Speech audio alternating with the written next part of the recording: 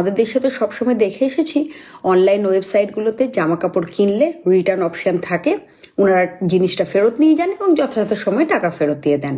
কিন্তু দোকানে কেনা জিনিসপত্র জামা কাপড় কখনোই রিটার্ন হয় না। এক্সচেঞ্জের অপশন থাকে ঠিকই, তবে গ্রসারিজ মানে চাল ডাল নুন তেল এইগুলোর ক্ষেত্রে তো রিটার্নের কোনো অপশনই নেই। কিন্তু ক্যানাডাতে আছে জানেন, ক্যানাডার দোকানে গিয়েও যদি আমরা কোনো জিনিসপত্র কিনি, মানে বিশেষ করে জামা কাপড়, 15 দিন থেকে 1 মাস অবধি সময় থাকে সেটা রিটার্ন করার, এবং ঠিকঠাক সময়ে ওনারা টাকাও রিটার্ন করে দেন। এমনকি গ্রসারিজের ক্ষেত্রেও এমনটা হয় জানেন। যেমন আমার ক্ষেত্রেই বলি, আমি সচরাচর জিনিসপত্র না ওয়ালমার্ট থেকেই আনাই অনলাইনে, যেহেতু খুব শীতকাল, বাইরে বেরোনোর সবসময় সুযোগ হয়ে ওঠে না বা সময়ও থাকে না।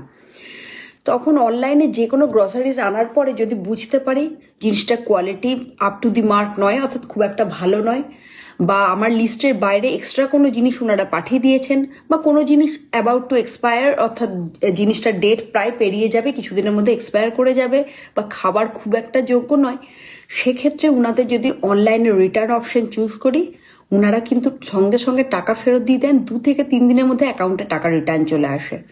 বাড়িতে এসে ওনারা জিনিসপত্র ফেরতও নেন না, যাচাই করেও দেখেন না সত্যিকারের কাস্টমার যেটা অ্যাপ্লাই করেছে, মানে রিটার্ন অপশন চুজ করেছে, সত্যি রিটার্ন নেওয়ার মতন কিনা। হ্যাঁ, অ্যামাউন্টটা অবশ্যই $25 মধ্যে হতে হবে। তার ঊর্ধ্বে অ্যামাউন্ট হলে ওনারা ফোনে ভেরিফিকেশন করেন, তবে তার সামান্য ব্যাপার, সেক্ষেত্রেও টাকা রিটার্ন হতে কোনো অসুবিধা হয় না। কিন্তু কোনো ক্ষেত্রেই ওনারা বাড়িতে কিন্তু চেক করতে আসেন না বা রিটার্ন নিতে আসেন না। ফলে সবার উপর মানুষ সত্য, তাহার উপর নাই, এই প্রবাদ বাক্যটিতে ছোট থেকেই আমরা জেনে আসছি বা পড়ে আসছি। উনারা হয়তো মনে প্রাণে বিশ্বাস করেন মানুষ সত্যি অসুবিধায় পড়েছে বলে জিনিসটা রিটার্ন করেছে, মিথ্যা কথা কখনোই বলতে পারেন না।